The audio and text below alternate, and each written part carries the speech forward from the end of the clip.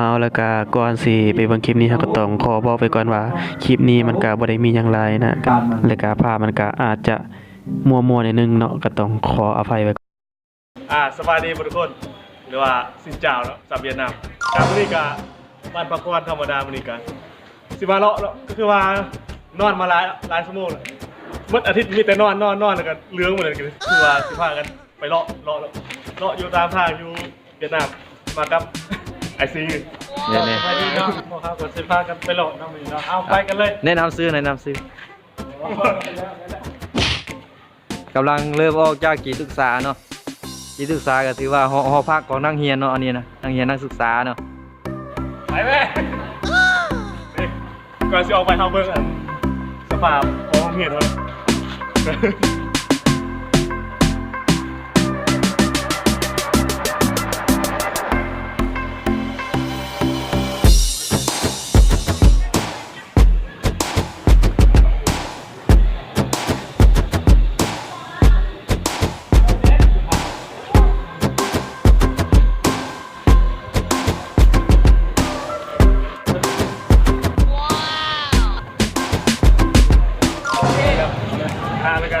ตอนนี้ก็หอดประตูโค้งของเฮียแล้วก็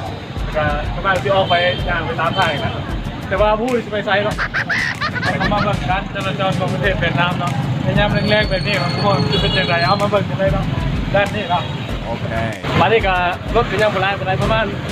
4 โมงถึง5 โมงรถหลายเต็มเลยจ้ะนี่เลยนี่เป็นโรงเรียนอันนี้เป็นป้ายปัจจุบันเขาเจ้าได้เรียนอยู่เรียนอันนี้เป็นของเรียนโรงเรียนเนาะอันนี้ไปพูดกับย่ามันแล้วก็อีกอย่างหนึ่งก็คือโรงเรียนเราดีอย่างหนึ่งก็คือเขาอยู่ไกลกับทานจุ่มมาอย่างนี้จะกินอะไรกันพอมากินเลย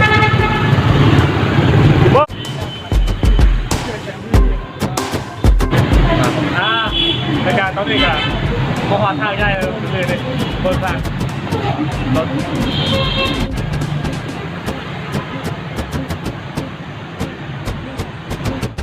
ในการท่านนี้ก็ท่านนี้ก็กินห้ารีวิวก็คือว่าเวียดนามเป็นต้นไม้แต่ตลาดสิงห์มีบันไดนั่นคือยูแก้มผ้านี่จะเป็นห้างครับเพื่อนไฟยูแก้มผ้านี่จะเป็นห้างขายเกลือมาตอนนี้กันไปแล้วก็รอดูสายตามท่านเห็นแ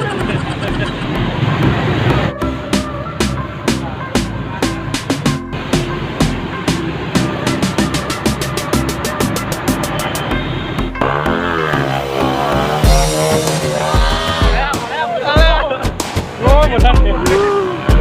วไม่เห็นกองแล้วท่านเห็นเราไปนะรายการตอนนี้ครับมาข่าวมาเลยนะครับ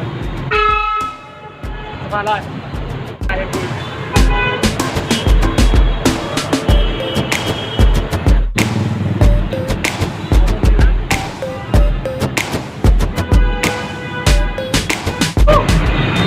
ตอนนี้ก็ขึ้นมาอยู่แถวสะพานลอยครับ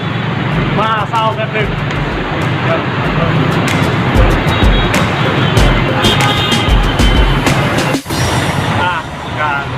ตามความไม่ห้อยนะวันนี้การสิไปต่อวันนี้วันนี้การสิพาไปเลาะตลาดเราจะเรียกว่าตลาดอยู่ที่เวียดนามนี่นะมันมียังไงขายการไปแล้วไปเลย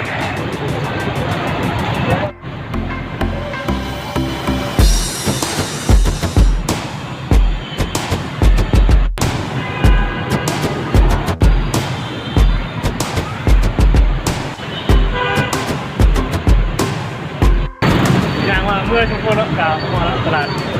เราทำสภาลงตลาดก็คือที่ทางตลาดต้นกาทางตลาดเสื้อผ้านะบ้าน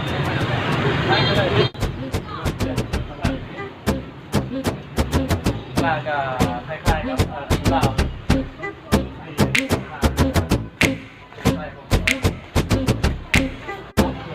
ย่างเข้าไปในเขาจะขายแบบเครื่องเนาะเครื่องชิ้นหมูบอมีอาหารดิบอันนี้เป็นห้างไข่ปลาเนาะ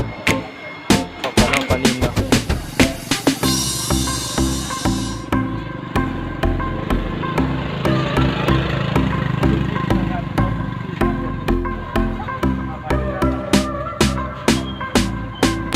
อย่างหนึ่งก็คือคนเวียดนามเนี่ยเขามาก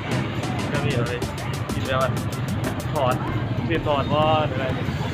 ไม่กินเอาวะ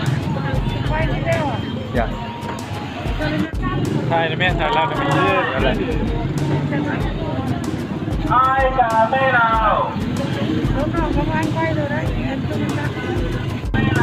ตะกอบ ขอบใจจังใดน้ำ กาแซ่บเนาะสดเสิร์ฟกินอันนี้กินอันนี้ไม่แห้งเลยวันนี้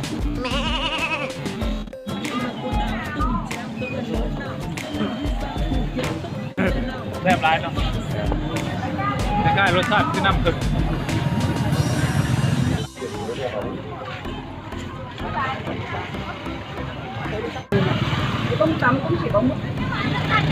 เอาละครับตอนนี้นี่พิธีกรเฮ้ยเว้ยมือกองเฮาอยากไปเป็นพิธีกรเองเนาะ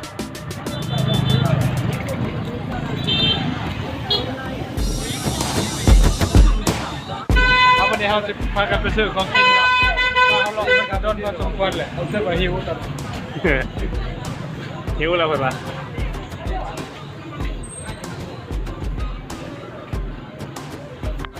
และตอนนี้ก็เมื่อยพอสมควรจะกินข้าววันนี้ก็ไปซอกซื้อเนี่ยไปแต่งกินเอ้าไปกินครับทีมงานสิกินยังวันนี้เอาสิรอดชอบซื้อขนมมาคนซื้อให้คนกินตอนแรงนี่ บางคนได้มีปลาครับก็ความมงคล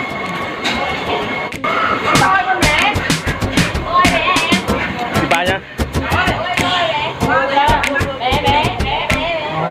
อะไรสิกินยังวันนี้เมื่อเราจะชื่อว่ายังมีปลาติดต้องการเอาหลอกไปก่อนไปจะเข้าไปไหน รายการตอนนี้อากาศที่ขอซื้อเครื่องซื้อของให้มันครบแล้วกันเดี๋ยวมาพบกันตอนที่เป็นเจียวซื้อเครื่องแล้วเนาะและในตอนนี้ก็ซื้อเครื่องมาเป็นทีเฮห้อยครบเป็นทีเฮห้อยวันนี้เดี๋ยวเชิญไอ้เบิ้งวันนี้ได้ยังได้วันนี้นะวันนี้ครับก็ได้มีพักเนาะมีปลาเมื่อกินกับน้ำปนปลากินกับพักเนาะจะลวกพักกินกับปนปลาเทียมตอนนี้การที่เดินทางกลับวันนี้เขาบอกว่าให้ย่างไปเลยเรื่องแบบนี้เนาะเรื่องใหญ่นักเล่นที่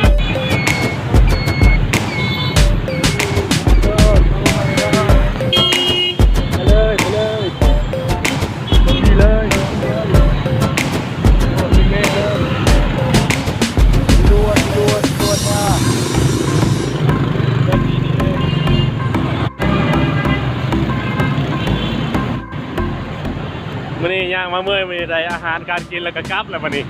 เนาะ